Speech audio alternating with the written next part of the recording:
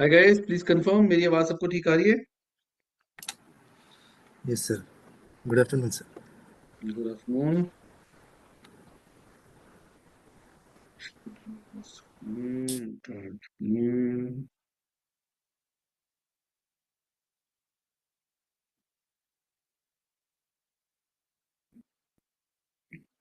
All right guys, thank you for the confirmation. So जो last class थी guys, last class में मैंने तुम सबको कहा था कि आज का जो हमारा डे है that is 14th of February। इस दिन तुम सबका अपना सारा एफआर का सिलेबस कंप्लीट हो जाना चाहिए। सो सबसे पहले I would want to ask, जो स्टूडेंट जिन भी स्टूडेंट्स का सिलेबस जैसे मान लो उनके 4 या 5 चैप्टर से ज्यादा पढ़े, जैसे किसी ने अभी इंटरप्रिटेशन स्टार्ट नहीं किया या कुछ ऐसा है कि 4 या 5 या इससे ज्यादा चैप्टर्स पढ़े हैं and they are planning to give their exam in March, please मुझे एक बात बताओ, चाहे वर्बली बोल के चाहे कमेंट सेक्शन पे लिख के। It's very important for me to know. कोई भी स्टूडेंट जिसके 4 या 5 चैप्टर्स अभी भी पेंडिंग है।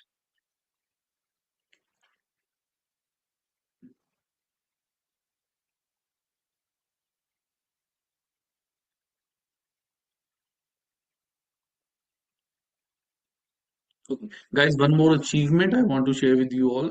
I'm very proud to say that one of our PM student जिसने दिसंबर में एग्जाम्स दिए थे, एफआर का तो all you know, Jai Gurmani 97 marks and Saumya 90 marks. PM का भी हमारे एक स्टूडेंट है जिसके कुवैत में ही scored highest marks in PM in Kuwait and he is also our student from BeGuide. He studied PM in December from me. So that's achievement for me and it makes me motivated and हर बार इससे एक benchmark बन जाता है कि अगली बार मुझे और ज्यादा रैंक होल्डर्स निकालने हैं, और ज्यादा स्टूडेंट जो हैं वो 90 प्लस मार्क्स आने चाहिए। चलो, so there is no student who said जिसके 4 या 5 चैप्टर्स अभी तक पढ़े हैं for March attempt. It means कि you all are on track. First of all I would like to congratulate you all कि तुम सब ने अपना सिलेबस काइंड ऑफ कंप्लीट कर लिया। 1-2 चैप्टर पढ़े, that is okay, kind of complete कर लिया है।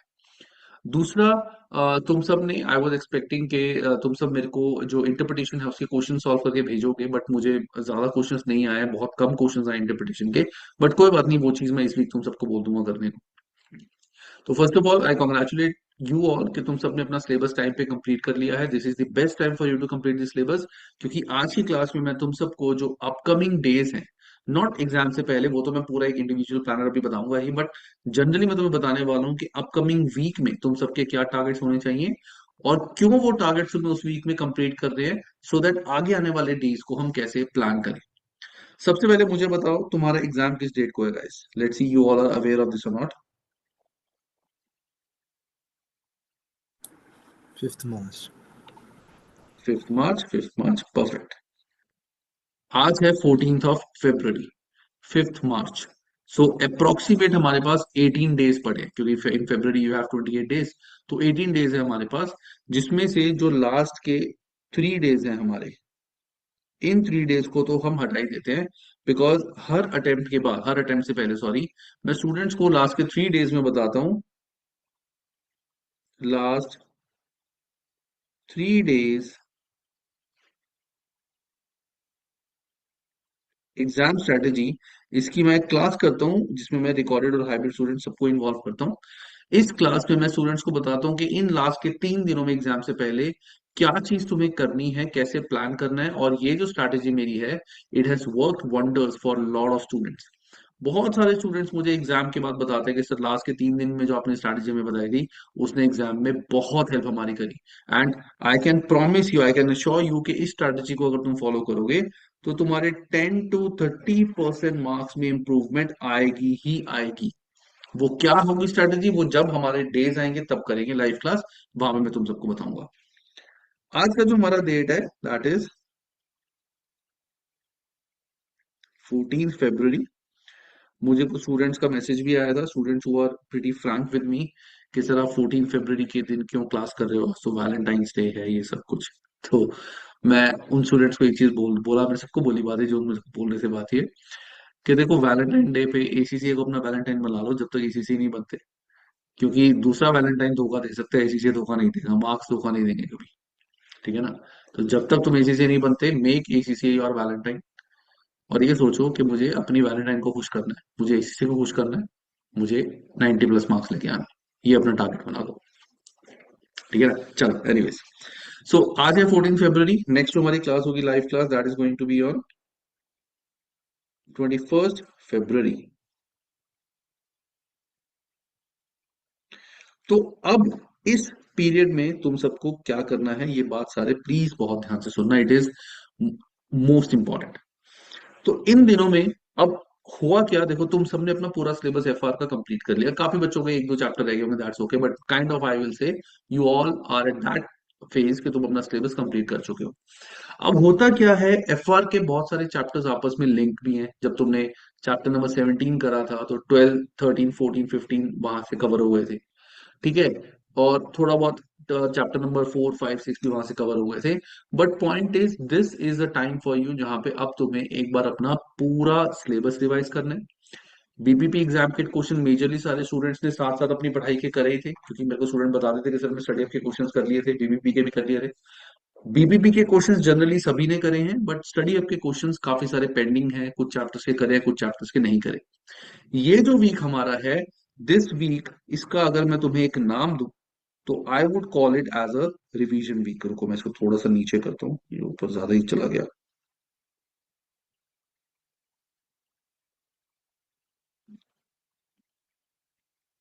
ये जो वीक है, इस वीक का मैं नाम दूंगा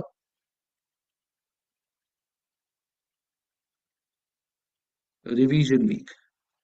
इस वीक में हम अपना पूरा सिलेबस रिवाइज करेंगे A to Z, along with ACCA study hub questions and section C questions as well. कैसे करेंगे, क्या करेंगे, देखो। सबसे पहली चीज तुम्हें क्या करना है, you have to start watching my marathon videos and start reading my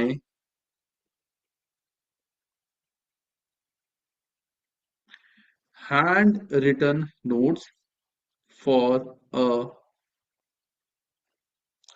group of chapters। जैसे तुम्हें पता है कि 7 दिन है, इन 7 दिन में तुम्हें अपना पूरा सिलेबस रिवाइज करना है, यू हैव 23 चैप्टर्स। तो तुम ग्रुप ऑफ चैप्टर्स के साथ तुम करो, जैसे लेट्स से 1 to 4 एक दिन कर लिया, या 1 to 3 एक दिन कर लिया। ठीक है, देन नेक्स्ट 4 to 6 कर लिया, देन 7 to 11 कर लिया, देन 12 to 16 कर लिया, 12 to 15 कर लिया, या 12 to 16 कर लिया, देन 17 to 19 कर लिया, देन 20 to 23 जो रिमेनिंग है वो कर लिया। सो मैंने इनडायरेक्टली तुम्हारे लिए बनाई दी, इनडायरेक्टली समझाने के चक्कर में मैंने बनाई दिया। तो ऐसे करके 1 2 3 4 5 6, और थोड़ा सा इसमें थोड़ा बहुत गैप कई बार आता है। तो 7 डेज में तुम्हें अपना पूरा सिलेबस जो है वो रिवाइज करना है। कैसे, you will start watching my marathon videos. In 3 chapters की मैराथन वीडियोस देखो। नोट्स तुम सबके पास है, नोट्स में से अच्छे से इन चैप्टर्स को पढ़ना शुरू कर दो, ताकि ये जो चैप्टर्स में छोटी छोटी चीजें, छोटे छोटे कॉन्सेप्ट तुम भूल चुके हो, छोटे छोटे फॉर्मुले तुम भूल चुके हो। जैसे हमारा चैप्टर नंबर 4 जो था, tangible non current asset, sorry third chapter, उसमें रिवैल्यूएशन होता था, रिवैल्यूएशन अपवर्ड होता था, इनटैंजिबल एसेट, पायरेट की कंडीशन, बहुत सारी छोटी छोटी चीजें हैं। और एक हमारा वो होता था इम्पेयरमेंट ऑफ एसेट, उसमें काफी सारी चीजें होती थी, रिवर्सल ऑफ इम्पेयरमेंट, CGU। वो शायद चीजें अभी इतनी याद ना हो। तो इसीलिए अब हम इन सारे चैप्टर्स को अच्छे से करेंगे रिवाइज, और इन सारे चैप्टर्स के जो हैंड रिटन नोट्स और मैराथन वीडियोस है वो देखेंगे। पहले नोट्स से वीडियो देखी, वीडियो देखने के बाद तुमने हैंड रिटन नोट से अच्छे से इनको करा। पहला टास्क तुम सबका है ये। दूसरा टास्क क्या है, complete section A questions from ACCA study hub. Study hub से तुम्हें इन चैप्टर्स के, जैसे आज तुमने 1 to 3 चैप्टर्स करे, इन तीनों चैप्टर्स के ACCA स्टडी हब से क्वेश्चंस करने हैं साथ साथ, और करने हैं कंप्लीट। इनको रिवाइज करने में it will take 1.5 hour for you for maximum, क्योंकि मैंने 15-20 मिनट में एक चैप्टर कराया हुआ है। तो 1 1.5 घंटे, 1 घंटे में तुम्हारे सारे चैप्टर्स रिवाइज हो गए, और आधा घंटा पौना घंटा लगा के तुम्हें नोट्स पढ़ लोगे सारे। चैप्टर रिवाइज हो गया, आधे घंटे का ब्रेक लो, सेक्शन ए के सारे क्वेश्चंस करो, कर भी लिए हैं दोबारा कर लो। हर चैप्टर के हर कॉन्सेप्ट के आई थिंक 10 10 15 15 क्वेश्चन है। तो within an hour you will be able to solve इसी study of question as well. और कोशिश करना कि अब सारी चीजें तुम टाइमली मैनेज कर सको। डोंट स्ट्रेच मच कि अगर दो एक क्वेश्चन है तो उसमें आधा घंटा लगा दे 15 मिनट लगा दे, नहीं, कोशिश करो। 2 मार्क का एक क्वेश्चन आता है, for every mark you have 2 minutes, तो 3 से 4 मिनट में तुम्हें वो क्वेश्चन सॉल्व करना है। और अगर थ्योरेटिकल क्वेश्चन है जिसमें सॉल्व नहीं करना, वो उसको डायरेक्टली कर लो। बहुत सारे क्वेश्चन ऐसे होते हैं जहां पे तुम्हें जब सॉल्यूशन दिया होता है, 4 ऑप्शंस होते हैं, you don't have to always calculate the question from paragraph. Paragraph से सारी कैलकुलेशन मत करो। कई बार ऑप्शन से भी हम अपने आंसर्स निकाल सकते हैं कि अच्छा ये ऑप्शन तो होगा नहीं, ये हो सकता है, ये हो सकता है। You can also use those methods कि ये वाली वैल्यू अगर मैं वहां पुट करता हूँ तो क्या आंसर आएगा। You can also try those methods, but start working on them now. तो complete section A question from ACC study hub ये करना है। तीसरा, practice one past paper section C question every alternate day from ACCA CBE practice platform. जैसा कि तुम सबको last class में मैंने प्रैक्टिस प्लेटफॉर्म दिखाया था, वहां मैंने बताया था कि कैसे तुम अपना जो मॉक है उसको असाइन करके देख सकते हो। अब इस वीक तुम्हें क्या करना है, दोहर ऑल्टरनेट डेज पे, जैसे लेट से आज तुम पढ़ाई स्टार्ट करते हो, आज तो चलो आज हो गया, फिर शाम को वैलेंटाइन है, घूमने फिरने जाओगे, संडे है, ठीक है। संडे के दिन क्या कहते हैं, तुम पढ़ना शुरू करोगे, रिवीजन करोगे। मंडे को तुमने एसीसी प्रैक्टिस प्लेटफॉर्म पे जाके अपना पास्ट पेपर उठाया जिसमें सिर्फ सेक्शन सी के क्वेश्चंस होते हैं, एक उठाया, पूरा उसको सॉल्व करना है। एंड टाइम तुम्हारा होना चाहिए उसको सॉल्व करने का 1.5 to 2 आवर्स, इससे ज्यादा टाइम नहीं लगा। 1.5 to 2 आवर्स बस, इससे ज्यादा टाइम तुम्हें नहीं लगाना उस क्वेश्चन को सॉल्व करने में, क्योंकि सेक्शन ए और बी टेक्निकली हमें 1.5 आवर में करने होते हैं। तो कोशिश करो 1.5 to 2 आवर्स में, कोई बात नहीं, अभी सेक्शन सी के क्वेश्चन करने हैं directly on CBE practice platform. जब तुम वो कर लोगे तो मार्किंग स्कीम में मैं अभी तुम्हारे को दिखा दूंगा जाके कि कैसे तुम अपना पेपर करके चेक कर सकते हो। तो तुम खुद चेक करो। If you want me to check your answer I will also check. I would suggest कि तुम खुद अपना आंसर चेक करो, एटलीस्ट एक दो आंसर अपने खुद चेक करो। उससे क्या होगा, तुम्हें ये समझ आएगा कि जो तुमने लिखा है और जो एसीसी एक्सपेक्ट कर रहा है, तुम्हारे सामने एसीसी का आंसर होगा, इस साइड पे तुम्हारा एसीसी का आंसर होगा, यहाँ तुम्हारा आंसर होगा स्क्रीन पे। So what will happen is कि तुम इजीली आइडेंटिफाई कर पाओगे तुमने क्या क्या मिस्टेक्स करी, सब कुछ करा। सेक्शन सी का क्वेश्चन जब तुम इंटरप्रिटेशन का करोगे, वहां पे भी तुम समझ जाओगे कि हाँ तुमने क्या गलती करी। You can also send after doing the question, you can send me कि सर ये मेरी लॉगिन क्रेडेंशियल्स है, डीएम में मेरे को भेज देना, ग्रुप में डाल देना कि sir I send my login credential and I done a practice paper, please check it. मैं वहां जाके ऑनलाइन चेक करके तुम्हें बता दूंगा कितने तुम्हारे मार्क्स है, क्या क्या कमी है। बट ये चीज इस वीक तुम सबको करनी है। एक पास पेपर में 2 क्वेश्चन होते हैं, एक पास पेपर में 2 क्वेश्चन होते हैं, एक इंटरप्रिटेशन का और एक can be from consolidation, from single entity, कहीं से भी हो सकता है। तो 2 क्वेश्चन होते हैं। एसीसी अपने पास पेपर्स में सिर्फ सेक्शन सी के क्वेश्चंस रिवील करते हैं। तो तुम्हें हर ऑल्टरनेट डेज पे एक पेपर सॉल्व करना है, दैट मीन्स 2 क्वेश्चन सॉल्व करने हैं हर ऑल्टरनेट डेज पे। So that means till next Saturday you should be able to solve minimum 3 papers. ये करने ही करने हैं तुम्हें, और सीबी प्रैक्टिस प्लेटफॉर्म पे करने हैं, because for many students this is the first paper of ACCA. So you should know कि सीबी प्रैक्टिस प्लेटफॉर्म पे तुम अपना आंसर कैसे लिखोगे। एक्सेल में तो इजीली लिखा जाता है, लेकिन जब सीबी प्लेटफॉर्म पे सॉल्व करना है, वहां पे लेफ्ट साइड पे क्वेश्चन होगा, राइट साइड में केस होगा, वर्ड होगा, तो वहां पे अब तुम्हें प्रैक्टिस करनी है। एंड प्लीज इसको मजाक में मत लेना, प्लीज इस चीज को ऐसे मत सोचना कि कर लेंगे कर लेंगे। आई एम टेलिंग यू, अभी बताऊंगा, वैसे आगे भी बहुत सारी चीजें प्रॉब्लम हो जाएगी। तुम्हें बहुत सीरियसली लेना है अपना, ये जो अपकमिंग 3 वीक्स है बहुत सीरियसली इनको लेके चलना है, लिटरली, अगर पास होना चाहते हो तो। एनीवेज, एक पास पेपर से तुम्हें सेक्शन सी का क्वेश्चन एवरी ऑल्टरनेट डेज करना है। ये 3 चीजें तुम्हारे को करनी ही करनी है। There is no other option for you. Because जब तुम ये करोगे तो होगा क्या, on 21st of February most of you will be ready for your exam, कि हाँ हमारा, हमने सारा सिलेबस भी रिवाइज कर लिया, सेक्शन ए स्टडी आपके क्वेश्चंस भी हमारे हो चुके हैं, हमने 3 पास पेपर भी कर लिए, तो हमारे को चीजें मैनेज करनी आ गई हैं। उसके बाद फिर हमें क्या करना होगा, उसके बाद वी विल वर्क ऑन इस दिन मैं डिस्कस करूंगा एक पास्ट एग्जामिनर रिपोर्ट।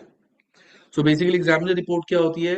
हर अटेम्प्ट के बाद उस अटेम्प्ट में 50% से ज्यादा जो क्वेश्चन स्टूडेंट्स ने गलत किए होते हैं, एसीसीए वो अपने एग्जामिनर रिपोर्ट में डिस्कस करता है। प्लस जो सेक्शन सी के क्वेश्चन है उसके बारे में कुछ जनरल इन्फॉर्मेशन स्टूडेंट्स को मिलती है। जैसे मैं हमेशा कहता हूँ कि जब इंटरप्रिटेशन का हम क्वेश्चन सॉल्व करते हैं, हमें सिर्फ ये नहीं बताना कि रेशो चेंज होगी है बस, हमें एक्सप्लेन करना है कि क्या रीजन हो सकता है रेशो के चेंज होने का। हर बार वो हमें बताना पड़ता है क्वेश्चन समझ के, केस समझ के। तो वो चीज हमें यहाँ से समझने को मिलेंगी। तो हम एग्जामिनर रिपोर्ट एक डिस्कस करेंगे लाइव क्लास के अंदर, और बाकी 2-3 एग्जामिनर रिपोर्ट्स तुम देखोगे। उसके बाद 2 मॉक्स तुम करोगे, विच आई विल इवैल्यूएट। तुम मॉक करोगे और मैं तुम्हें बताऊंगा कि मॉक में तुम्हारे कितने मार्क्स हैं, क्या क्या एरिया ऑफ इंप्रूवमेंट है, सब कुछ तुम्हारे को मॉक के सारे सॉल्यूशंस तुम्हें पता चलेंगे। सारी गलतियां पता चल जाएंगी, तुम्हारे को कितने मार्क्स हैं सब कुछ पता चल जाएगा। तो वो 2 मॉक तुम करोगे और मैं इवैल्यूएट करूंगा। और जब मॉक करोगे डिस्कशन भी होगा, कुछ रिवीजन की जरूरत वहां पे भी होगी। तो अगला पूरा हफ्ता टिल 20 तो हमारे यही लग जाएगा। उसके बाद हमारे लास्ट 3 डे स्ट्रैटेजी आ जाएगी। तो ये वीक तक ये टारगेट तुम सबको करने ही करने हैं, इसमें कोई दो राहें नहीं है कि तुम इनको छोड़ सको। पहली चीज है ये, विच इज इंपॉर्टेंट थिंग। दूसरा, एक छोटी सी और इंपॉर्टेंट चीज है जो तुम सबको करनी है, वो क्या है? As a gold learning partner, we are bound by ACCA to give details of the students who are appearing for the paper, जो हमारी तरफ से जा रहे हैं। कोई ऐसा नहीं है कि इससे कुछ बेनिफिट होता है या कुछ ऐसा होता है, but this is mandatory for us कि हमें ये डेटा भेजना होता है। दूसरा, इस स्टेज पे आके आई ऑल्सो वॉन्ट टू सी कि जितने भी स्टूडेंट्स मार्च में अटेम्प्ट देने जा रहे हैं उनकी परफॉर्मेंस कैसी है, क्या उनका परफॉर्मेंस है। बिकॉज हर बार जब मैं ऐसे टेस्ट करता हूँ, सो आई समटाइम सी स्टूडेंट जिनकी परफॉर्मेंस काफी वीक रही है। तो उन केस में मैं उन स्टूडेंट्स को थोड़ी सी अलग टाइप की प्लानिंग देता हूँ जो रेगुलर से अलग होती है, और उससे पता चल जाता है उनको कि हाँ ये कमियां थी, इनको हम ऐसे इंप्रूव कर सकते हैं। तो वो प्लानिंग मैं तभी कर पाऊंगा किसी भी स्टूडेंट के लिए इंडिविजुअली, जब मुझे पता होगा उस स्टूडेंट की परफॉर्मेंस कैसी है। सो उसके लिए क्या होगा, you will be given a test,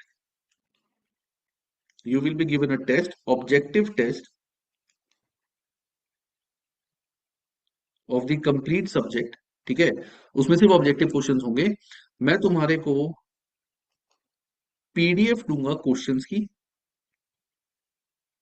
and उसको सॉल्व करने के लिए you will be provided a Google form, जिसमें तुम्हें अपना नेम,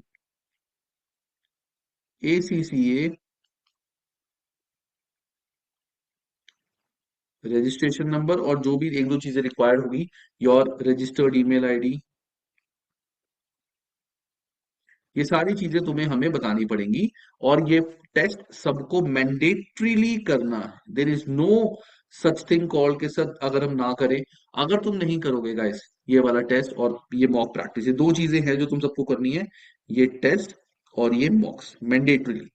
जो स्टूडेंट ये टेस्ट या मॉक नहीं करेंगे मार्च अटेम्प्ट के लिए, अगर वो किसी भी रीजन से मार्च अटेम्प्ट या तो नहीं दे पाते, या भगवान ना करे, वैसे I never wish these things, but अगर कोई बच्चा क्लियर नहीं कर पाता उसमें से, तो मैं उनका कोर्स एक्सटेंड नहीं करूंगा।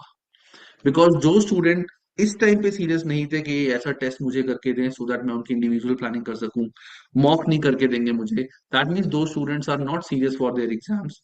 And definitely if they are not serious, तो ACCA के पास होने के चांसेस बहुत कम हो जाएंगे। एंड फिर मैं उनको एक्सटेंशन भी नहीं दूंगा कि जब मैंने अपनी तरफ से इतना सपोर्ट किया, तुमने ये चीज नहीं करी, why should I give extension until unless there are genuine reasons. Because मेरे बहुत सारे स्टूडेंट्स ऐसे हैं, मैं कभी भी ये चीज नहीं करता, but there are many student जो एक एक साल से अपना कोर्स एक्सटेंड करा रहे हैं, जबकि कोर्स की extension fees, extension maximum 6 months तक होता है। मैं फ्री ऑफ कॉस्ट उनका एक्सटेंशन करे जा रहा हूँ। But some students have started taking undue advantage of it, कि सर मैंने एग्जाम देने जाना था बट मन नहीं किया, या कई स्टूडेंट, सर मेरे घर पे कोई फंक्शन आ गया था, कुछ हो गया था, तो मैंने एग्जाम दिया ही नहीं, पैसे वेस्ट हो गए थे। कई स्टूडेंट ऐसे, सर दिया था बट मेरा ज्यादा प्रिपरेशन नहीं थी, कम प्रिपरेशन के साथ में एग्जाम देने गया था, गई थी। तो मैं हमेशा एक्सटेंशन देता हूँ सबको, but now students have started taking undue advantage. And मुझे कुछ और भी न्यूज मिली है कि स्टूडेंट्स अपना जो कोर्स है एक्सटेंड करा के किसी और को दे देते हैं, बहुत प्रॉब्लम्स हो रही है। तो मैं सिर्फ उन स्टूडेंट्स की एक्सटेंशन करूंगा जिन्होंने टेस्ट दिया था, और मॉक दिया था, एंड किसी भी रीजन की वजह से वो क्लियर नहीं कर पाए। वैसे ऐसा होगा ही नहीं, मैं बता रहा हूँ। जो ये टेस्ट कर लेंगे और मॉक कर लेंगे ना अच्छे से, कोई भी स्टूडेंट तुम देखना ऐसा होगा ही नहीं जो क्लियर ना करे, वो सारे क्लियर कर जाएंगे। तो ये चीज तुम सबको करनी है, और ये तुम सबके हैं इस वीक के कॉमन टारगेट्स, जो प्लीज सबको फुलफिल करने हैं। दिन के 6 से 8 घंटे अब तुम्हें पढ़ाई के लिए निकालने पड़ेंगे। कोई ऑप्शन नहीं है तुम सोचोगे कोई बात नहीं हो जाएगा, अब कुछ नहीं होना। This is the time for you. तो ये चीज है, ये चीज तुम सबको करनी है। क्योंकि नेक्स्ट वीक करने के लिए, जैसे मैंने बताया, पास्ट एग्जामिनर रिपोर्ट होगी, 2 मॉक प्रैक्टिस हो गई, इवेल्युएशन हो गया, बहुत सारी चीजें हैं जो हमें करनी है। बाकी मैंने ऑडिट के सब्जेक्ट में भी अभी ऑडिट ऑडिट कर रहा हूँ, पीएम की मेरी क्लास हुई थी, वहां पे भी मैंने कुछ चीज स्टूडेंट्स को बोली थी एज अ मोटिवेशन, वो तुम्हें भी बोलूंगा। लाइफ में हमेशा हम एक चीज अपने माइंड में लेके चलते हैं, क्या हो जाएगी, आई होप वो हो जाए, मैं उम्मीद करता हूं कि ऐसा हो, मैं उम्मीद करता हूं कि ऐसा हो। ये उम्मीद क्या होती है? एज अ स्टूडेंट क्या उम्मीद होगी तुम्हारे लिए? मैं उम्मीद करता हूं या करती हूँ कि ऐसा क्वेश्चन एग्जाम में आ जाए, मैं उम्मीद करता हूं या करती हूँ कि मेरा पेपर जल्दी हो जाए, कुछ ऐसी चीजें। That's not going to work guys. देखो, आजकल जो जनरेशन है, आजकल जो टाइम है, आजकल जो यूनिवर्स की फोर्सेस हैं, गॉड, ठीक है ना, भगवान है, बहुत सारी चीजें ऐसी हैं, कंपटीशन बहुत ज्यादा है, भगवान से बहुत सारे लोग चीजें मांग रहे हैं। पहले कम लोग मांगते थे, जब हम बड़े हुए थे, हमारे पेरेंट्स थे, हमारे सर्कल में जो लोग थे, वो उनको ग्रेजुएशन के बाद जॉब मिल गई थी, जिस जॉब में उन्होंने घर भी बना लिया, बच्चे भी बड़े कर लिए, सब कुछ कर लिया। दैट टाइम ये चीजें पॉसिबल थी। आज की डेट में किसी ग्रेजुएशन को कोई नहीं पूछता, जो पैकेज तो छोड़ो, उसको कोई जॉब पे भी नहीं रखेगा। तो आज की डेट में कंपटीशन बहुत ज्यादा है, भगवान से बहुत सारे लोग चीजें मांग रहे हैं। तो गॉड एंड ये जो फोर्सेस हैं हमारे, ये फोर्सेस भी हमारी तभी हेल्प करेंगी जब वो देखेंगी कि हम अपने आप को पुश कर रहे हैं। अगर हम अपने आप को 90 प्लस के लिए पुश करेंगे, और 90 प्लस के लिए पुश करने का मतलब ये नहीं है सिर्फ हमने वर्बली बोल दिया 90 प्लस, सर हाँ हाँ आ जाएंगे, ऐसे इससे कोई फर्क नहीं पड़ता। अगर हम कहेंगे नहीं 90 प्लस लाने हैं, मुझे 90 प्लस लाने हैं, इस पॉइंट पे आके जब मैं इसी से स्टडी अप के क्वेश्चंस करूंगा या करूंगी, मेरा एक भी क्वेश्चन गलत नहीं होना चाहिए, चाहे मैं क्वेश्चन में 2 की जगह 3-4 मिनट लगा लूं। अच्छे से डेडिकेटेडली हर क्वेश्चन देना है, 90 प्लस मार्क्स मुझे लाने हैं। तब जाके वो फोर्सेस तुम्हारी हेल्प करेंगी, गॉड तुम्हारी हेल्प करेंगे, एंड तब जाके यू कैन एक्सपेक्ट कि तुम पास हो सकते हो। एंड जो बहुत ज्यादा मेहनत करेगा, ऑफ कोर्स करेगा या करेगी, they can score 90 plus marks as well. जैसे जय के 97 मार्क्स आए थे, सौम्या के 90 मार्क्स आए थे, 80 की लाइन में भी काफी बच्चों के मार्क्स थे। वो उन्हीं बच्चों की हेल्प करते हैं गॉड, जब देखते हैं जो लिटरली मेहनत कर रहे हैं। तो आज से उम्मीद लगाना छोड़ दो किसी भी चीज की, स्टार्ट वर्किंग ऑन इट। और ये सोच लो मुझे ये करना है, इसी के लिए मैं लड़ रहा हूं या लड़ रही हूं। ये नहीं कि काश ऐसा हो जाए। जो बच्चे बोलते हैं रिजल्ट के बाद कि सर काश मेरे 80 आ जाए, मैं कहता हूँ कभी नहीं आएंगे 80। काश क्यों होते 80 का? अगर तुमने अटेम्प्ट अपना ऐसा करा है, यू शुड बी कॉन्फिडेंट कि सर मेरे तो 80 प्लस आएंगे, इतना अच्छा मैंने अटेम्प्ट करा है।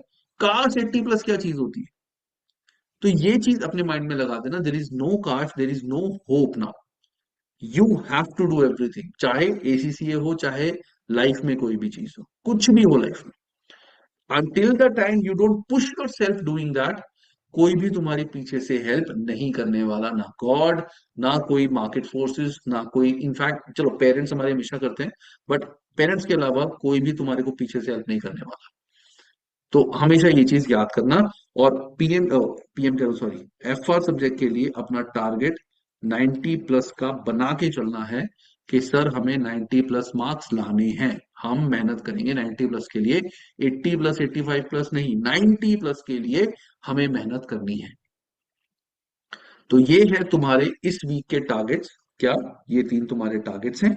इन 3 टारगेट्स के साथ तुम्हारे को जो मैंने बताया, नेक्स्ट वीक हम ये करेंगे। एक ही टेस्ट तुम्हारे को मैं इस वीक दूंगा, मैं आई थिंक मंडे या ट्यूसडे तुम्हारे को टेस्ट दे दूंगा, मुझे बनाना है पूरा टेस्ट ये। 10 20 30 40 इतने क्वेश्चन होंगे, इसमें ज्यादा नहीं, मतलब 30 40 क्वेश्चन होंगे। ये तुम्हें करना है, और ये पूरा प्लीज सबको मेरे को करके भेजना है।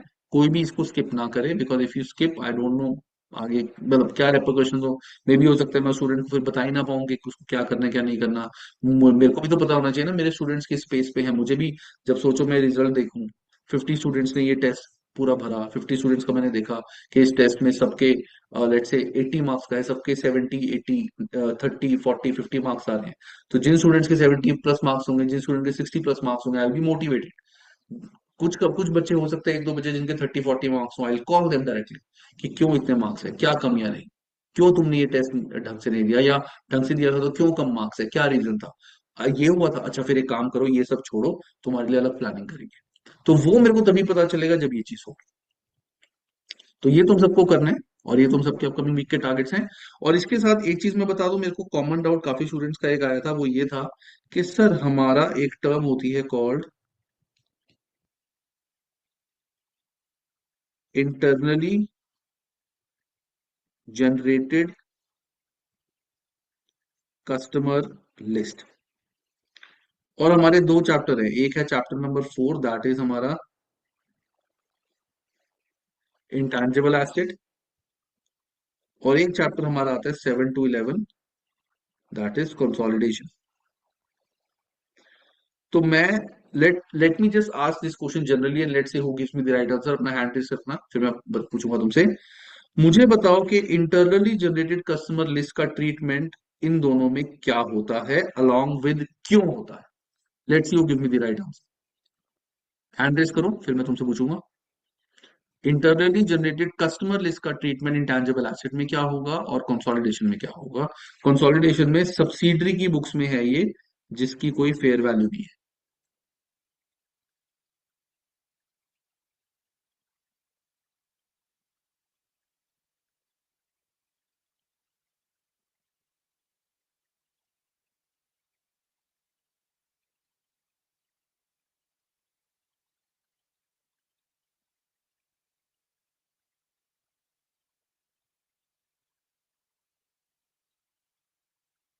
ट्राई करो कोई। Yes Irfan. Sir internally generated customer list की कोई वैल्यू नहीं रहती बिकॉज वो इंटरनली जनरेटेड होते हैं, अनलेस ठीक अगर है, कोई और एंटिटी उसको बाय करे तो उसके लिए वो एक गुडविल हो जाएगी। तो इंटरनली जनरेटेड गुडविल की अगर मान लो हमें फेयर वैल्यू गिवन भी है, लेट्स से 1 मिलियन इसकी फेयर वैल्यू हमें गिवन है, तो इंटेंजिबल एसेट में क्या करेंगे इसका treatment, we should be recorded और नॉट। इंटेंजिबल एसेट में सर हम इसको रिकॉर्ड नहीं करेंगे। नहीं रिकॉर्ड करेंगे, परफेक्ट। और कंसोलिडेशन में, एंड कंसोलिडेशन में I don't think so sir because it is internally generated. Okay consolidation में अगर सब्सिडरी की बुक्स में फेयर वैल्यू है 1 मिलियन, तो हम इसको रिकॉर्ड नहीं करेंगे। Okay, any other student, different opinion.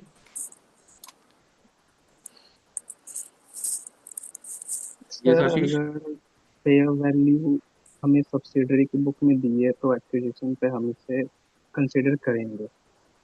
इसको कंसिडर करेंगे और रिकॉर्ड करेंगे, ओके। और इंटेंजिबल एसेट में रिकॉर्ड नहीं करेंगे, इंटेंजिबल में रिकॉर्ड। ओके। ठीक है, आभार, ठीक है, रिकॉर्ड करेंगे, परफेक्ट, रिकॉर्ड करेंगे। इंटेंजिबल में रिकॉर्ड करेंगे सर, इंटेंजिबल में रिकॉर्ड करेंगे, ओके। ओके देखो, ये तभी मैंने क्वेश्चन पूछा था क्योंकि ये only if purchase be recorded, yes Sameera, perfect, that's absolutely right. देखो मैंने यहाँ पे क्या टर्म लिखी हुई है, हमें वर्ड्स को पकड़ना है, हमेशा वर्ड्स को पकड़ना है। मैंने इंटरनली जनरेटेड लिखा हुआ है, इंटरनली जनरेटेड मींस कि ये परचेज नहीं है। You are right Sameera, we will only record if we purchase it, but अगर हमने कोई भी कस्टमर लिस्ट इंटरनली जनरेट की है, अपनी मेहनत से लिस्ट वो बनाई है, तो उसकी हम कोई भी वैल्यू बुक्स में रिकॉर्ड नहीं कर सकते, because we have not spend some money for that. मैंने उसके लिए कोई खर्चा नहीं करा। जैसे मेरे पास आज की डेट में जैसे यूट्यूब से एसीसीए के जो 3 लाख मेरे सब्सक्राइबर्स हैं, तो उसमें से 2 लाख बच्चों का लेट से मेरे पास उनका डेटा है पूरा, मैं उनको बोलूंगा तो मेरे को सारे अपना डेटा दे देंगे। उसके लिए I have not spend something, तो फॉर मी मेरी बुक्स में इंटेंजिबल एसेट में उसको मैं रिकॉर्ड नहीं करूंगा किसी भी तरीके से, चाहे उसकी फेयर वैल्यू मार्केट वैल्यू है चाहे नहीं है, because that is internally generated. May be उस लिस्ट को मैं आगे किसी को सेल कर सकूं एक $1 मिलियन में, बट अपनी बुक्स में मैं उसको रिकॉर्ड नहीं करूंगा क्योंकि मैंने उसके लिए कोई खर्चा नहीं करा। हाँ, अगर मैंने उस कस्टमर लिस्ट को पैसे देके परचेज करा किसी और से, then I will definitely record it, but internally generated customer list को हम इंटेंजिबल एसेट में रिकॉर्ड नहीं करेंगे। पहला कॉन्सेप्ट ये। जब हम कंसोलिडेशन करते हैं, कंसोलिडेशन में जब सब्सिडरी की बुक्स हम सब्सिडरी को एक्वायर करते हैं, तो सेम वे सब्सिडरी ने भी अपनी बुक्स में इसको इंटेंजिबल एसेट में रिकॉर्ड नहीं करा होगा, बिकॉज जो कॉन्सेप्ट हमारा चलता है वही है कि जब सब्सिडरी है उसकी बुक्स में कहीं पे भी नहीं इंटरनली जनरेटेड कस्टमर लिस्ट आ रही होगी। लेकिन कंसोलिडेशन के केस में हमारा एक क्लॉज आता है। वो क्लॉज क्या होता है? जब भी पेरेंट सब्सिडरी को एक्वायर करता है, तो सब्सिडरी के सारे एसेट्स हमें फेयर वैल्यू पे रिकॉर्ड करने होते हैं। सारे एसेट, चाहे इंटरनली जनरेटेड हो चाहे कुछ भी हो, whenever we acquire a subsidiary, तो सब्सिडरी के सारे एसेट्स हमें फेयर वैल्यू पे रिकॉर्ड करने होते हैं। तो इन दैट केस अगर सब्सिडरी की बुक्स में तो खैर फाइनेंशियल पोजीशन में हमें नहीं मिलेगा, अगर वर्किंग नोट्स में कहीं पे हमें दिया हुआ है कि सब्सिडरी की कोई इंटरनली जनरेटेड कस्टमर लिस्ट थी जिसकी फेयर वैल्यू 1 मिलियन है, तो हम इसको इसी रेट पे अपनी बुक्स पे रिकॉर्ड करेंगे, इसी वैल्यू पे इसको बुक्स में रिकॉर्ड हम करेंगे। और अगर हमें इसमें अमोर्टाइजेशन वगैरह नहीं बताया गया, तो नेट एसेट ऑन एक्विजिशन पे ये 1 मिलियन हो जाएगा फेयर वैल्यू, और रिपोर्टिंग पे भी 1 मिलियन ही लिखेंगे, क्योंकि इसको हम कभी भी एज सच अमोर्टाइज या डिप्रिशिएट नहीं करते, अनलेस क्वेश्चन में कुछ ना बोला गया। तो ये कॉन्सेप्ट याद रखना, इसमें बहुत स्टूडेंट्स कंफ्यूज हो जाते हैं, काफी गलतियां वो करते हैं। तो अगर हमारी customer internally generated customer list है, अपनी बुक्स में हम उसको नहीं लिखेंगे inter, because it's a list that is created by us, we have not paid for it. लेकिन अगर सब्सिडरी को एक्वायर करते हुए सब्सिडरी की बुक्स में है ये चीज, सब्सिडरी ने कुछ इंटरनली जनरेट करी थी कस्टमर लिस्ट और उसकी फेयर वैल्यू हमें गिवन है, then we will record it while consolidation, और उसका ये ट्रीटमेंट हम करेंगे। और फिर जब हम पीपी बनाएंगे, ग्रुप पीपी, उसमें भी इसको ऐड कर लेंगे, ग्रुप इंटेंजिबल एसेट्स। तो ये चीज गाइस प्लीज सारे याद रखना। यहाँ काफी सारे बच्चे गलती कर रहे थे, तो मैंने तभी तुम्हारे को ये चीज बता दी थी। अब मैंने तुम्हारे को नेक्स्ट वीक के टारगेट्स दे दिए हैं, मैंने तुम्हारे को मोटिवेट कर दिया है, मैंने तुम्हारे को बता दिया 90+ मार्क्स सबको लेके आने हैं। अब किसी भी स्टूडेंट ने मुझसे कुछ भी पूछना है तो प्लीज मुझसे पूछो। दोबारा बोलूंगा, ये चीज अभी सबको करनी शुरू करनी है, प्लीज इसको कोई मत छोड़ना। क्योंकि अगर तुमने ये चीज अभी नहीं करी, तो सिर्फ एक हफ्ता रह जाएगा एग्जाम्स के लिए, उसमें कुछ नहीं होने वाला। Excuse me. तो प्लीज ये चीज करना। You can evaluate question if you want me to evaluate, just मेरे को इंडिविजुअली डीएम में मेरे को अपना लॉगिन आईडी पासवर्ड देते ना, और ग्रुप में जरूर लिखना कि sir I DM you my login ID password, please check, I will check it, but करना जरूर। Okay, just 1 minute Irfan. Khagesh sir, will you give it Wednesday? हाँ, मैं वेंसडे दे दूंगा, कोई बात नहीं, I give it on Wednesday.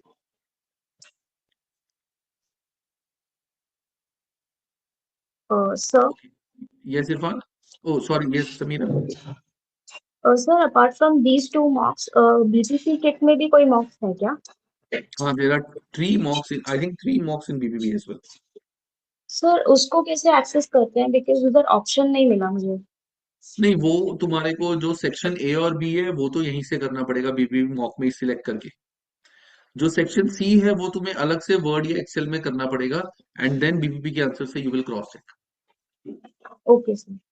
उसके लिए कोई पोर्टल नहीं है, but that's not required, you go do practice mocks from जो एसीसी प्रैक्टिस प्लेटफॉर्म पे हम वो करेंगे। जो 2 मॉक्स है, दिस इज फ्रॉम सीबीई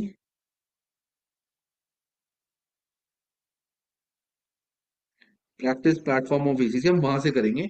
ये 2 मॉक्स भी कर लिए, that is more than sufficient. Okay sir. Yes Irfan. ये सर मुझे सर जो है ना मेरे टारगेट से रिलेटेड मुझे थोड़े से वो आपसे कुछ क्वेश्चंस करना था। हाँ फर्स्ट ऑफ ऑल तो सर मैंने लास्ट अटेम्प्ट में जो एग्ज़ाम दिया था उसका हाँ। फीडबैक सर मैंने चैट बॉक्स में आपको दिया है, एंड जिसमें जो मैं लैग करता हूँ मोस्टली, तो आप ठीक ज़रा है, चेक कर सकते हैं सर चैट बॉक्स। एक काम करते हैं, मैं ना फिर चेक करके आई कल let's connect tomorrow at around two two के आसपास। ठीक है। अच्छा सर, मैंने और फिर ये एक हाँ ये बोलो। छोटा सा था सर चैट बॉक्स में बस, जो मेरा फीडबैक आया था एग्ज़ाम का। नहीं, मुझे ना थोड़ा डिटेल में चेक करना पड़ेगा ना सारे चैप्टर्स वगैरह का। ओके, तो सर मैं बस यही बोल रहा था कि मेरे लिए कोई शायद क्या कोई अलग टारगेट से, बिकॉज मेरे सारा सिलेबस भी हो गया, प्रैक्टिस हो गया, एंड फॉर सेक्शन सी कुछ अलग टारगेट्स हैं जो मैं कंप्लीट करूं, अलॉन्ग विद डबल ए, में डबल ए भी कर रहा हूँ राइट नाउ। हाँ, तुमने बताया था मेरे को। एक काम करते हैं, तुम ना कल मेरे को 1-2 बजे के आसपास कॉल करना, मैं फिर डिटेल में तुम्हारे साथ डिस्कस करता हूँ सारा। Sure sir, thank you so much. Okay sir, fair value record करेंगे ना कंसोलिडेशन में? हाँ, फेयर वैल्यू कंसोलिडेशन के टाइम पे हम फेयर वैल्यू रिकॉर्ड करेंगे उसकी। Okay sir, sir. you must ensure that your narrative responses incorporate a number that you had to calculate. You also need to ensure that you fully consider the information in scenario where अच्छा, एक message था वो delete हो गई। Sir, how can we self evaluate? Okay, मैं अभी तुम्हारे को इसी से का लॉगिन करके दिखाता हूँ कि how can you self evaluate any paper. Just give me one small second.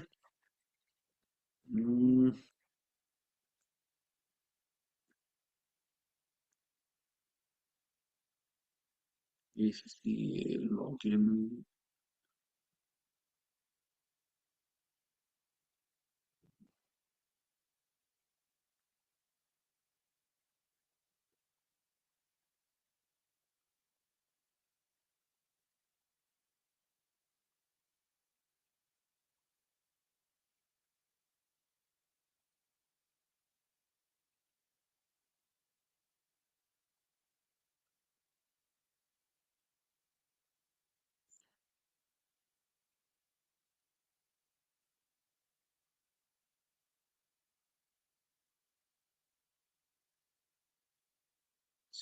Practice platform.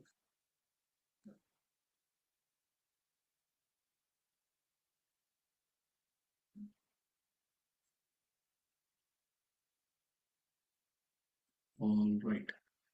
मैं शेयर कर दूंगा, search share screen.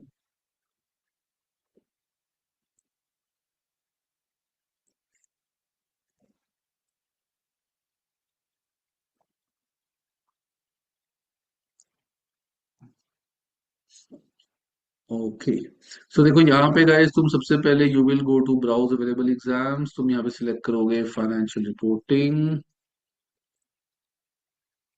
Financial reporting ये करने के बाद यहाँ पे वेरिएंट नो, ये वैसे नीचे आए गए सारे, कोई चक्कर नहीं। यहाँ पे तुम जाओगे पास पेपर्स के क्वेश्चन जो है, जैसे तुमने ये कर लिया सितंबर दिसंबर ये, देन ये वाला ब्लैंक स्पेस छोड़ दो, देन ये वाला, देन ये वाला, देन ये वाला, काफी है। तो तुम कोई भी सिलेक्ट कर सकते हो, जैसे तुमने सिलेक्ट करा सितंबर दिसंबर 2025, इसको करा असाइन। जब तुम इसको साइन करोगे, असाइंड हो गया। ओके, यहाँ पे चले गए व्यू असाइनमेंट्स पे। व्यू असाइनमेंट में जाने के बाद एफआर का, लास्ट वीक में तुम्हारे को दिखाया था कि ऑलरेडी हमने प्री मॉक असाइन करा हुआ था, ठीक है ना, उसको छोड़ देते। ये आ गया हमारा एफआर सितंबर दिसंबर 2025। यहाँ पे I will click on start and yes, start the exam. अब जब एग्जाम स्टार्ट करेंगे तो ये बिल्कुल हमारा जैसे एग्जाम में आया है वही पेज खुलेगा, बिल्कुल एग्जैक्टली वैसा ही। इसको लोड होने दो। ये देखो, ये आ गया। Click on next. एक बार इसको अभी पढ़ लेना ताकि एग्जाम टाइम में पढ़ने में वेस्ट ना हो टाइम। अभी पढ़ लेना इसको एक बार ताकि तुम्हें पता हो एटलीस्ट सारी चीजें क्या है। ठीक है, इसको जरूर एक बार पढ़ लेना, क्योंकि काफी बच्चों के लिए this is the first exam of NCC. Yes. अब देखो यहाँ पे लेफ्ट में तुम्हारे को क्वेश्चन दिया हुआ है, राइट में तुम्हें क्या क्या करना है वो दिया हुआ है, और उसके बाद तुम्हारे को नीचे केस दिया हुआ है। और ये तुम्हारे को एग्जाम में भी ऐसा बना हुआ ही आएगा। बहुत रेयर है, 1% या 2% चांस है कि रेशियोज के केस में ऐसा बना हुआ ना है, वरना बना हुआ है। तो जैसे यहाँ से तुमने पूरा केस देखा, यहाँ से क्वेश्चन पढ़ा, पहला क्वेश्चन ये है, तुमने यहाँ पे सारी वर्किंग करी अपनी, जो भी वर्किंग करनी थी, मैं नहीं लिख रहा हूँ यहाँ पे। फिर नेक्स्ट केस है, इसकी वर्किंग करी। ये करने के बाद थर्ड है analyse the performance and position. So you should know performance क्या होती है, इसमें कौन कौन सी रेशियोज आती है, पोजीशन में कौन कौन सी रेशियोज आती है, ये सब तुम्हें पता होना चाहिए। और उसके अकॉर्डिंग तुमने अपना इवैल्यूएशन दिया। Explain whether Aqua company should exert control over investment and concluding with clear recommendation on which company to invest. So यहाँ पे से दो कंपनियां हैं, हमें देखना है किसमें लगाना है किसमें नहीं। ये करने के बाद अब देखो, इट्स अ डिफरेंट क्वेश्चन, ये पहले कभी ऐसे क्वेश्चन काफी रेयर ऐसे पूछे जाए, बट कहीं से कुछ भी आ सकता है। दे नीड तुम्हारी कॉन्सेप्चुअल क्लैरिटी। कॉन्सेप्चुअल क्लैरिटी है तो तुम कर सकते हो। And I am telling you, ये क्वेश्चन देखने में जितना मुश्किल लग रहा है कि यार यहाँ तो उतनी ये चीज है, उतना ही आसान क्वेश्चन है। तुम देखो यहाँ तो वर्किंग नोट्स भी कुछ ज्यादा खास है ही नहीं, बहुत आसान क्वेश्चन होगा ये। तो जो देखने में मुश्किल लगता है टेक्निकली वो ज्यादा आसान होता है, तभी 97 मार्क्स आए थे उस बच्चे के। चलो नेक्स्ट क्वेश्चन, ये आ गया, एडिशनल इंफॉर्मेशन आ गई, ये आ गया, calculate goodwill arising on acquisition this, और प्रिपेयर पैट्रेज ग्रुप कंसोलिडेटेड स्टेटमेंट, ये कंसोलिडेशन प्रॉफिट एंड लॉस का क्वेश्चन है। तो ये ज्यादा मुश्किल तो नहीं है, देखने में आसान सा ही लग रहा है। एडजस्टमेंट्स आ गई, ये आ गया, और यहाँ तुम्हें consolidated profit and loss account बनाना है, तो मैंने सोचा यहाँ पे थोड़ा फॉर्मेट बना लिया। और इसी पे तुम्हें अब प्रैक्टिस करनी है। इस पे प्रैक्टिस करोगे तो तुम्हें पता चल जाएगा कि कैसे तुम यहाँ पे लिख सकते हो, क्या कर सकते हो। क्योंकि क्या होता है एग्जाम में ना, कुछ बच्चे मेरे को बोलते हैं कि सर हम ये कर रहे थे, गलती से हमने लिखते लिखते नेक्स्ट दबा दिया या कुछ बटन दबा दिया तो हमारा सारा डिलीट हो गया। मैं चाहता हूं तुम अभी से इसको, इस पे प्रैक्टिस करके हैबिचुअल अपने आप को बना लो, ताकि तुम्हारे साथ एग्जाम में ऐसी गड़बड़ ना हो, तुम्हें पता हो कि यहाँ पे मेरे को ध्यान से क्वेश्चन अटेंड करना है। ये करने के बाद आई क्लिक ऑन नेक्स्ट। अब यहाँ पे मैंने कर दिया एंड एग्जाम। तो मैंने एक तरह से अपना एग्जाम पूरा कंप्लीट कर लिया। अब मैं चाहता हूँ अपना एग्जाम पूरा खुद इवेल्युएट करना, सेल्फ इवेल्युएट करना। एक सेकंड गाइस, गाइस मुझे आई बिलीव कोई मैसेज तो नहीं भेजा, क्योंकि मैसेज, अच्छा नहीं है वो, क्योंकि मैंने बताया था मैं मैसेज नहीं देख पाऊंगा अभी। यहाँ पे आई क्लिक ऑन क्लोज। अच्छा, now you can close this page. मैं बंद कर देता हूँ टेस्ट वाला। अब जब मैं यहाँ पे आया, देखो इस पेज में ये जो मैंने मॉक दिया था, यहाँ पे क्या लिखा हुआ है, मार्क एग्जाम। अगर तुम चाहते हो इवैल्यूएशन मुझसे कराना, तो इस पे क्लिक करने से पहले मुझे भेज देना अपना लॉगिन आईडी पासवर्ड, मैं इसको कर दूंगा। वरना एक बार तुमने मार्क एग्जाम पे क्लिक कर दिया तो फिर ये तुम्हारा दोबारा मार्क नहीं हो पाएगा। तो मैंने मार्क एग्जाम पे क्लिक किया, confirm you want to mark, yes. अब अगर तुमने गलती से यहाँ तुम चले गए and you want me to evaluate, मैं नहीं कर पाऊंगा क्योंकि मैं देख ही नहीं पाऊंगा। तो ये देखो 40 मार्क्स आ गए रोल अप। ये था जो हमने अटेम्प्ट करा था। नाउ वी वांट टू सी कि एसीसीए का आंसर क्या था। तो यहाँ लेफ्ट साइड में तुम देखो sample answer and marking guide, इस एरो पे मैं क्लिक करूंगा और यहाँ पे मैं कर दूंगा सैंपल आंसर, और यहाँ पे आ जाएगा एसीसीए का आंसर। देखो ये मेरा लैपटॉप की स्क्रीन थोड़ी छोटी है, तो यहाँ पे आंसर्स आ जाएंगे। इसमें डाउनलोड, अच्छा डाउनलोड भी हो जाते हैं, पहले डाउनलोड नहीं होते थे। इन्होंने डाउनलोड भी करवा दिया आंसर्स, दैट्स वेरी गुड। पहले डाउनलोड नहीं हो पाते थे। तो ये देखो ये आगे एसीसीए के आंसर्स, कि ये इनकी वर्किंग थी, ये इनके आंसर्स थे। पहला क्वेश्चन, सेकंड क्वेश्चन देखो, गुडविल और कंसोलिडेटेड स्टेटमेंट, और यहाँ पे इन्होंने मार्क्स की बाइफरकेशन बता दी। तो you can check your answer. ये डाउनलोड कर लिया, इसको विंडोज करके लेफ्ट मैंने यहाँ डाल दिया, और यहाँ पे इसको मैं इधर कर देता हूँ, इसको हटा देता हूँ। ये आ गया मेरा आंसर।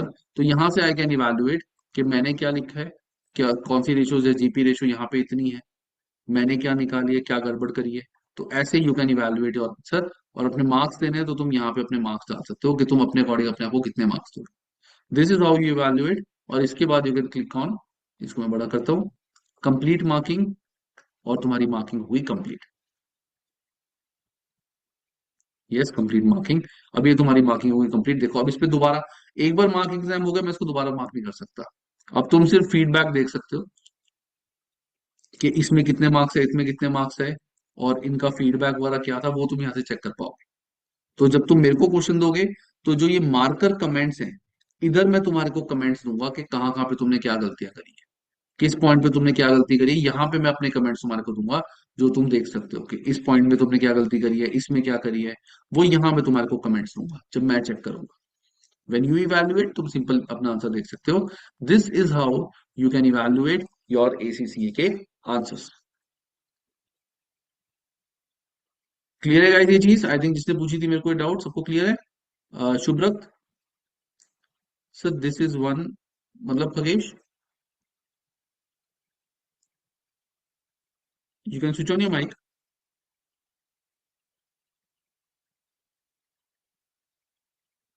मुझे खगेश समझ नहीं आया sir, this is one.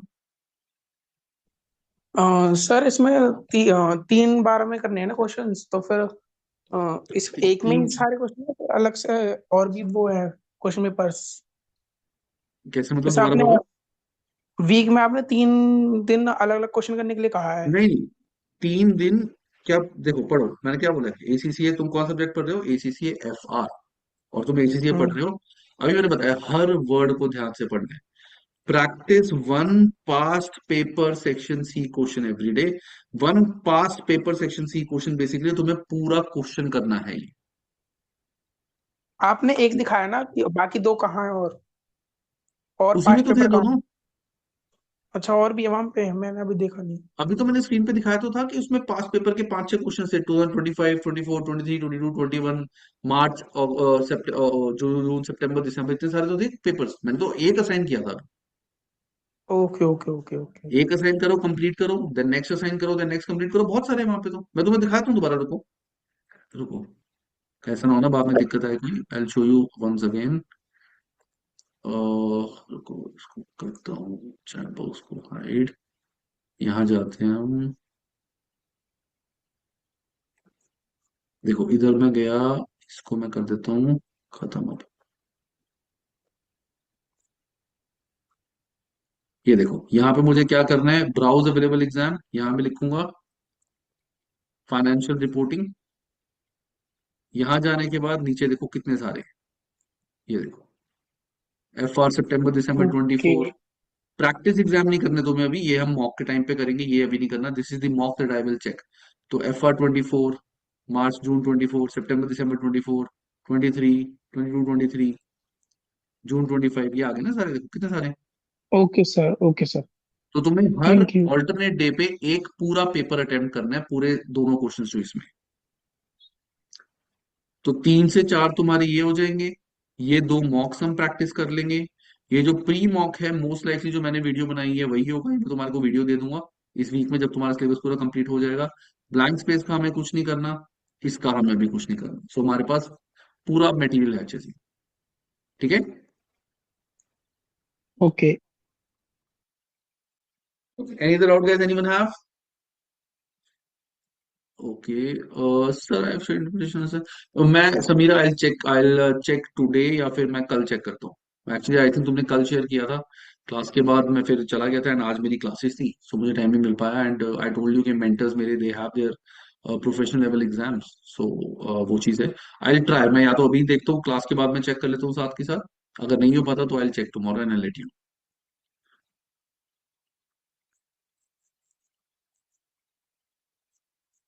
Okay guys, so this is it. Next week हम मिलते हैं सेम टाइम 5:30। तब तक जो टारगेट्स मैंने दिए प्लीज इनको अचीव करना। और एक चीज मैं तुम सबको बता रहा हूँ, you all can do it. तुम कर सकते हो। तुम सब 90+ मार्क्स लेके आ सकते हो, ऐसा कुछ नहीं है कि तुम नहीं ला सकते मार्क्स। ये it's just that you have to follow a right approach. And the best approach is whenever you solve a question, question गलत होगा, अभी टाइम है कि गलतियां होंगी, कोई बात नहीं। हमें ये नहीं समझना कि क्वेश्चन गलत हो गया, शिट यार क्वेश्चन गलत हो गया, मेरे 10 में से 6 सही है, 4 गलत है।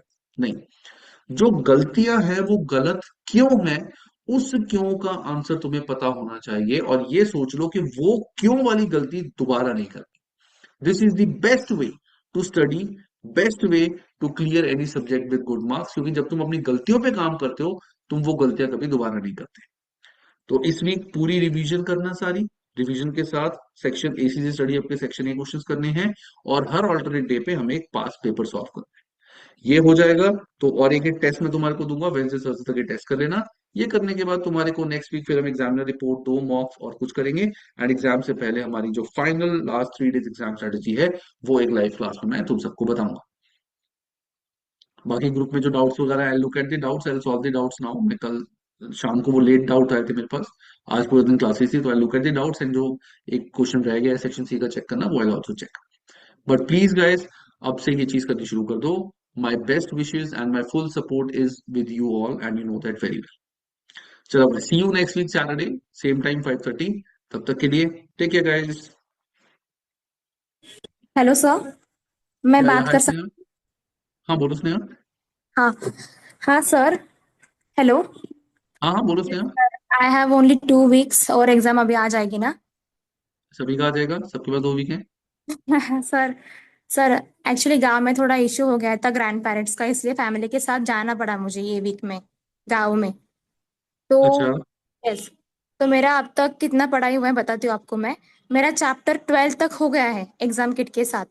अब मैं ये 2 वीक में ऐसा क्या पढूं कि मैं एग्जाम में अपना बेस्ट दे सकूं? आप प्लीज मुझे वो टारगेट दो ना इस वीक के, मतलब कुछ आइडिया वगैरह, स्टडी के क्वेश्चंस कब करूँ, प्रैक्टिस सेट कब सॉल्व करने को लूँ, कुछ समझ में नहीं आ रहा।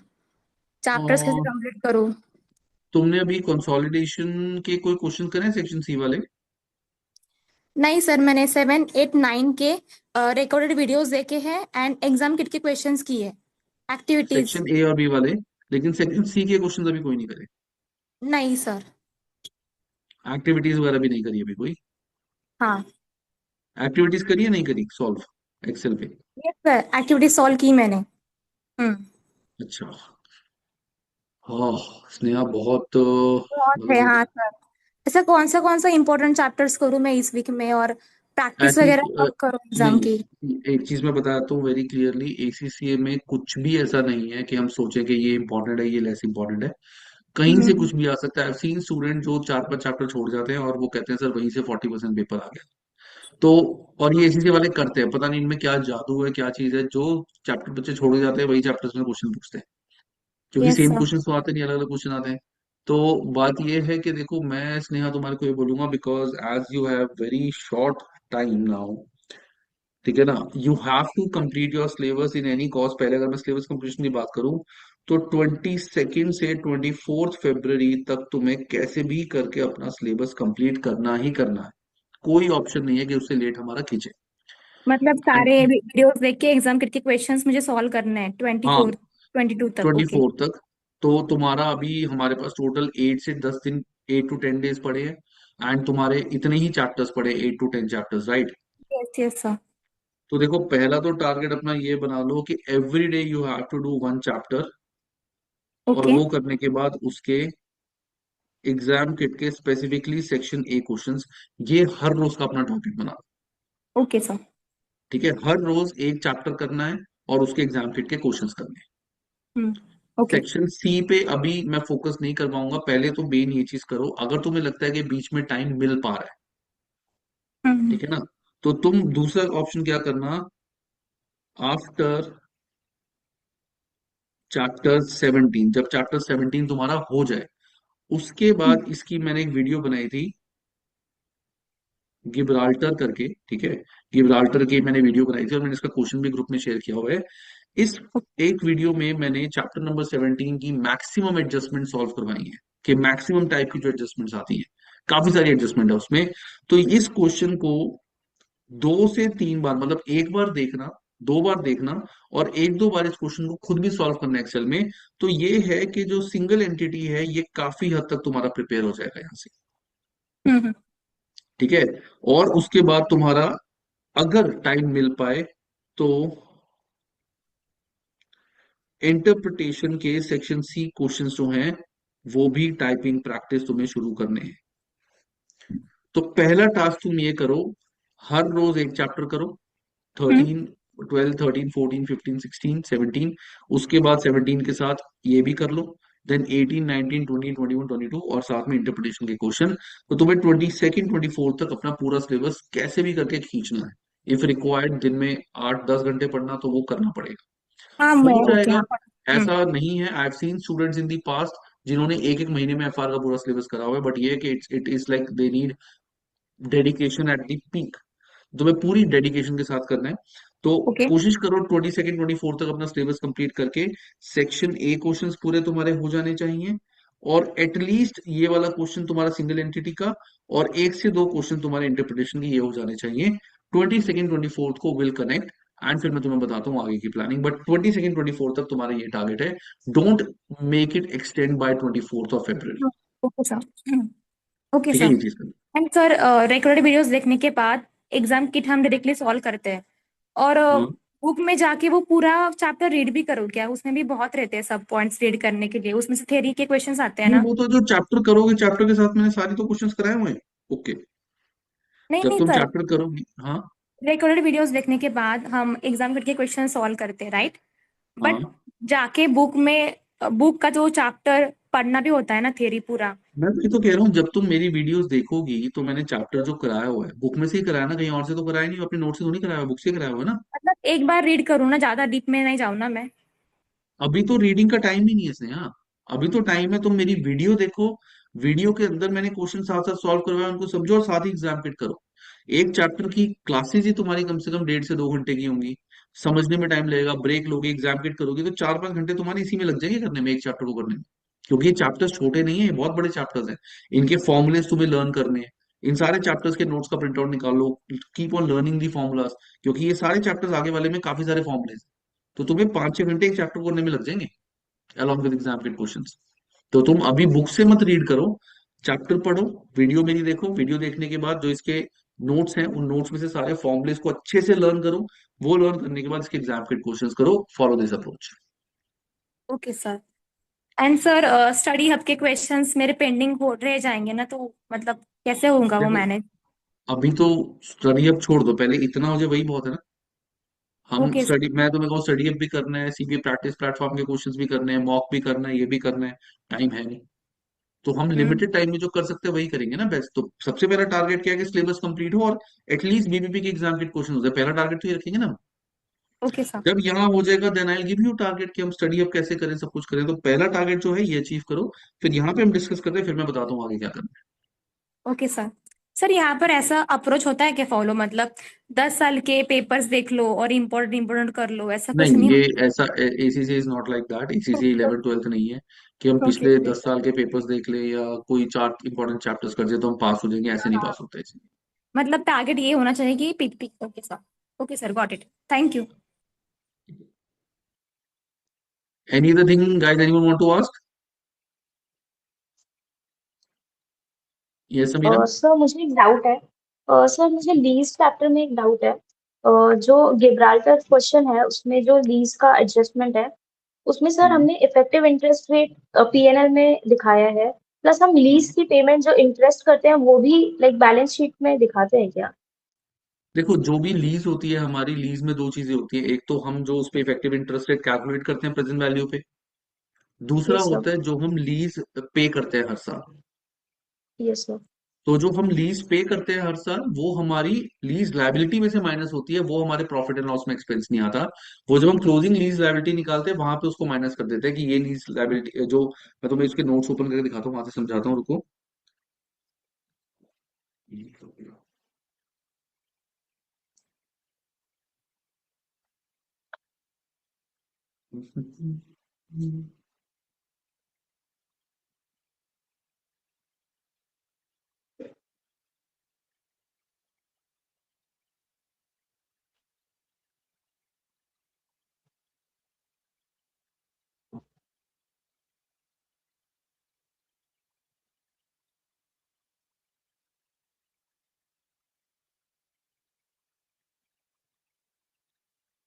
ये देखो, जो लीज लायबिलिटी होती है, सबसे पहले तो हम अपनी प्रेजेंट वैल्यू ऑफ लीज निकालते हैं यहाँ से। प्रेजेंट वैल्यू ऑफ लीज निकालने के बाद इसके ऊपर हम इफेक्टिव इंटरेस्ट रेट कैलकुलेट करते हैं, ये जाता है हमारा प्रॉफिट एंड लॉस में एक्सपेंस। उसके बाद जो लीज के ऊपर हमें हर साल पेमेंट करनी होती है लीज की, वो हम सीधा सीधा इस अमाउंट में माइनस करते हैं। एंड देन हमारी आती है कितनी लायबिलिटी है, ये प्रॉफिट एंड लॉस में नहीं जाती, ये सीधा बैलेंस शीट में से माइनस होगी। ये वाला हमारा प्रॉफिट एंड लॉस में जाता है। सो कमेंसमेंट ऑफ लीज, इंटरेस्ट इसमें ऐड करा, ये एक्सपेंस चला गया, जितनी हमने लीज लायबिलिटी पे लीज पे पेमेंट करी वो यहाँ से माइनस होगी, बैलेंस आ गई हमारी closing liability. Okay sir. So ये एक्चुअली डाउट मैंने समझ। बैलेंस शीट में लीज पेमेंट का भी रिकॉर्डिंग देखा था, सो इसीलिए मुझे डाउट था। नहीं नहीं, वो करते हैं ना माइनस, देखो ये वाली करेंगे, जो जो लीज हम अच्छा पेमेंट कर ओके रहे हैं सर। वो तो यहाँ से माइनस होगी। हाँ हाँ सर ओके। ठीक है, चलो guys, so I see you all next week. जो मैंने इस वीक के टारगेट्स बताए प्लीज उनको अचीव करना। एंड बाकी हेलो। ग्रुप में doubts, yes yes yes Sneha. हाँ सर, मैं daily half an hour typing की प्रैक्टिस भी कर रही हूँ ना सर, स्पीड के लिए। प्लीज तो डेली, उसमें मेरा, हाँ हेलो, थोड़ा आराम से बोलो, मेरे को समझ नहीं आया क्या कर रही हो। डेली टाइपिंग की प्रैक्टिस भी सर कर रही हूँ ना, हाफ एन आवर आपने Okay, बोला था ना करने हाँ। के लिए। तो हम्म। ऐसे ही कुछ तो रैंडम पैराग्राफ लेके बुक में से टाइपिंग करती हूँ, वो ही कंटिन्यू रखूँ या दूसरा कुछ टाइपिंग के लिए प्रैक्टिस में इंक्लूड करूँ, ऐसा कुछ एनी आइडिया? अभी यही कर लो, अभी यही तो सिर्फ करूँ यही ना? करो। जब ओके। इंटरप्रिटेशन में पहुंच जाओगे तो इंटरप्रिटेशन के क्वेश्चन टाइप करने शुरू कर देना। Okay sir, okay, thank you.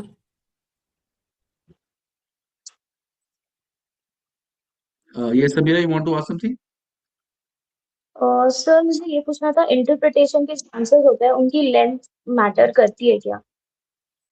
देखो लेंथ बहुत ज्यादा मैटर नहीं करती इंटरप्रिटेशन के क्वेश्चन में। मैटर ये करता है कि तुम रेशो जो हम लिखते हैं, सो पहली बात हमें बतानी होती है, जैसे फॉर एग्जांपल करंट रेशो पहले या जीपी रेशो पहले 20% थी, अब रेशो 30% होगी। तो हम इतनी चीज को कैसे लिखेंगे? Earlier the GP ratio was 20%, but now the GP ratio is 30%, that mean there is increase of 10% in the GP ratio. The reason of this increase could be, ये उसका रीजन होगा। अब वो रीजन तुम कितना ज्यादा स्ट्रेच करो that is up to you, but one liner is sufficient, one और टू लाइनर मैक्सिमम। तो ऐसे करके अगर हमारे पास 5 रेशोज हैं तो पांचों रेशोज की हम एक्सप्लेनेशन देंगे, परफॉर्मेंस वाली परफॉर्मेंस में, पोजीशन वाली पोजीशन में, हर एक रेशो का अपना जजमेंट है। उसके बाद फिर हमें कंक्लूजन देंगे, क्योंकि जनरली जो इसके इंटरप्रिटेशन के क्वेश्चन आते हैं वो यही होता है कि हमने सब्सिडरी को एक्वायर करा है, या हमने सब्सिडरी सेल कर दी, या एसोसिएट, ये कुछ दो चीजों का हमें कंक्लूजन देना होता है कि सही हुआ कि नहीं हुआ। तो फिर एंड में हम कंक्लूजन देंगे कि हम तभी देखते हैं ना कि जैसे एक पेरेंट है, पेरेंट की इंडिविजुअल बुक्स होगी 2 साल की, और ग्रुप के साथ बुक्स होगी। तो फिर हम देख लेते हैं कि इंडिविजुअल बुक्स इसकी बेटर थी, ग्रुप आने से उल्टा इसका नुकसान होना शुरू हो गया, तो इट्स बेटर कि ये उसको एक्वायर ना करे सब्सिडरी को। वो हम लास्ट में कंक्लूजन देंगे। तो डिटेल आंसर बहुत ज्यादा डेप्थ मैटर नहीं करता, पॉइंट्स कवर होने चाहिए कि रेशो में पहले इतनी थी, अब इतनी है, इतना चेंज हुआ है, this is the reason for the change. Next ratio इतनी थी, अब इतनी है, इसमें इतना चेंज हुआ है, this is the reason for the change. तो ऐसे हमें रीजंस देते हुए चलना है, एंड दैट्स उसको बहुत ज्यादा डिटेल नहीं करना हमें, क्योंकि okay sir, timing is okay, also thank important. You. Yes sir. चलो भाई, सी यू नेक्स्ट वीक। बाकी समीरा मैं तुम्हारा क्वेश्चन ये चेक कर लूंगा, एंड जो ग्रुप में मेरे पास डाउट्स आए हैं I will also check all the doubts. चलो bye guys, okay take care. Sir.